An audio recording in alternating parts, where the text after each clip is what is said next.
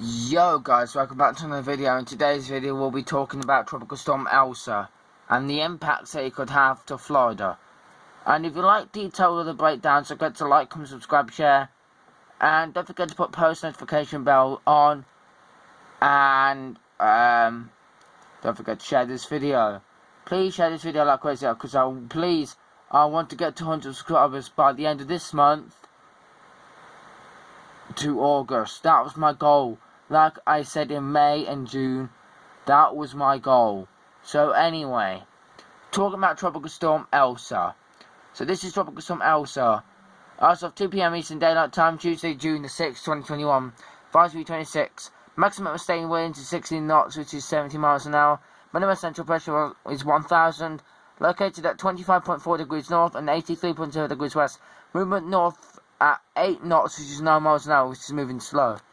Here's the cone of uncertainty, which I'm showing you right now. Right. It's only going to be probably like a 3, maybe a 5-minute video, guys. Don't know. But anyway, I'm going to show you the storm surge afterwards, because the peak storm surge is about, I reckon,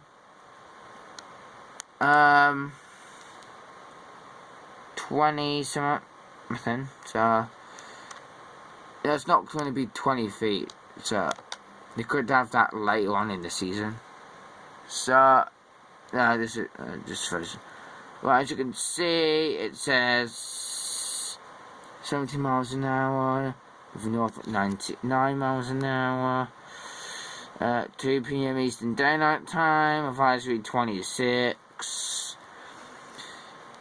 You got some hurricane watches for North Florida, from the Panhandle to the East Coast. You got like tropical storm force winds for southern part of Florida, Floridan Keys, Florida Peninsula.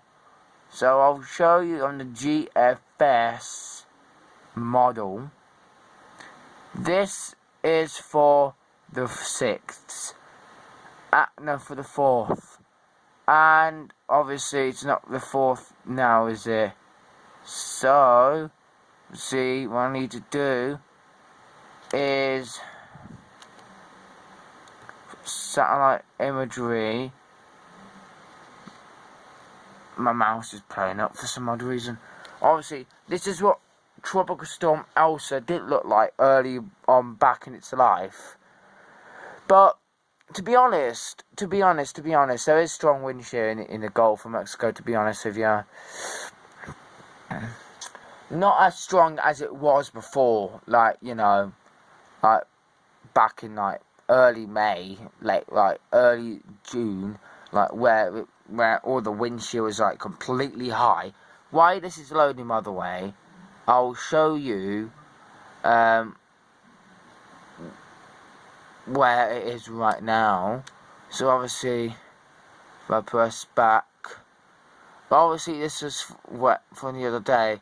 Obviously, this is the Caribbean. The Caribbean has nothing wrong. But if there's no wind shear, then it should get itself organised quickly before wind shear does start to take a toll on the system. Yeah, it's in high wind shear right now.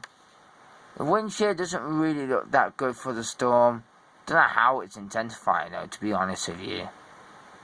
But yeah, again, the storm was intensifying in the southern MDR, even with strong wind shear anyway.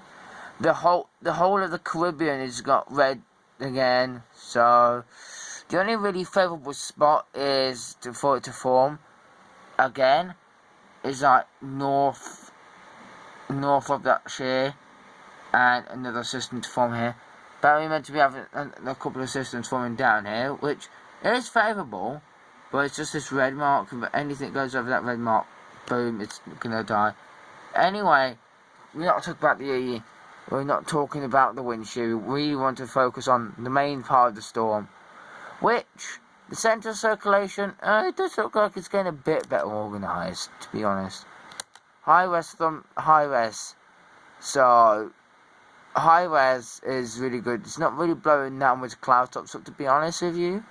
If this was going to become a hurricane, it would have to do it. It would have to get itself organised. If this does not get itself organised, then... Guys, that was from the other day. Like, that was an old satellite imagery loop from Weather Nerds. That's when it was down in the Caribbean. And that's when it looked really good. But now, it looks alright. It's not the best looking storm that I've seen in the Gulf of Mexico this year. To be honest, Claudette was the best looking storm in the Gulf of Mexico this year so far. So, obviously, I don't really want to look at the Caribbean, because look, now all that strong wind shear is picked up. Right, if I press storm floaters, I'm gonna pick Elsa. Right, tropical depression 7 hasn't really formed, to be honest with you. Storm floaters. Oh yeah, while we're waiting, I'll show you two potential disturbances for the well, it is a tropical depression, but to be honest, I don't really think it is a tropical depression, because the wind shear is so high in the Atlantic. No, to be honest, I thought this was a you know,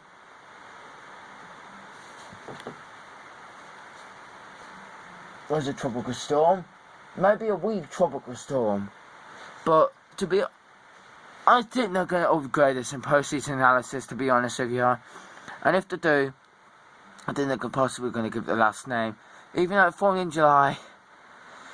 So yeah, anyway guys, that's the Western Pacific. We don't really need to talk about the Western Pacific. Western Pacific's not really getting that active for some odd reason. So, right, we don't really want the thingy. So, we want a visible loop. We don't want IR loop. So, this is Tropical Storm Elsa right now. As you can see, it's got a very exposed center. You can see it's delivering some really good rainfall well-needed rainfall to Florida. This is how it was the other day, and when it was in the Caribbean, and it got itself organised actually. And it's obviously not going to get itself organised because the wind shear, but if it does get itself organised, it might become a hurricane. It needs to become a hurricane again. So yeah, anyway guys, don't forget to like, comment, subscribe, share.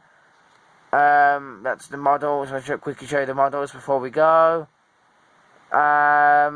Models, I'll say it, I don't know what the models will be saying, but forecast models. I know why we're getting a lot of thingy, because apparently we're in an El Nino now, which for some odd reason, I don't know why, that's why the wind shear has picked up, like, dramatically. But, honestly, I don't think we're being an El Nino season, because it's not really an El Nino season. It's going to be an Enso neutral, or an Enso La Nina, which can really cause some hazardous conditions to the Atlantic. So anyway, looking on the 6th, there is a good looking tropical wave, to be honest. A very good looking tropical wave. Not going to form yet, due to high wind shear. But it might form. There's another storm that's going to form in the Atlantic, but yeah, there is another storm that forms in the Atlantic, and it becomes Fred. See, in the Southern Caribbean, and obviously another storm forms in the southern Pacific Ocean. Not really becoming that strong, to be honest with you. But then we have another one that forms in the eastern Pacific, like, and not really does that much, to be honest with you. And then, you know, it becomes our first major hurricane of the season. Well, first category 2, I should say. And then, you know, everywhere's quiet until you see some vorticity in the United. So yeah, anyway guys, don't forget to like, comment, subscribe, share, and you saw that vorticity there, to see some vorticity anyway, and that looks promising as well. So anyway, if you like this video, don't forget to like, comment, subscribe, share, and I shall see you all in the next video. Goodbye, and I shall see you in the next storm. Peace, and have a great day.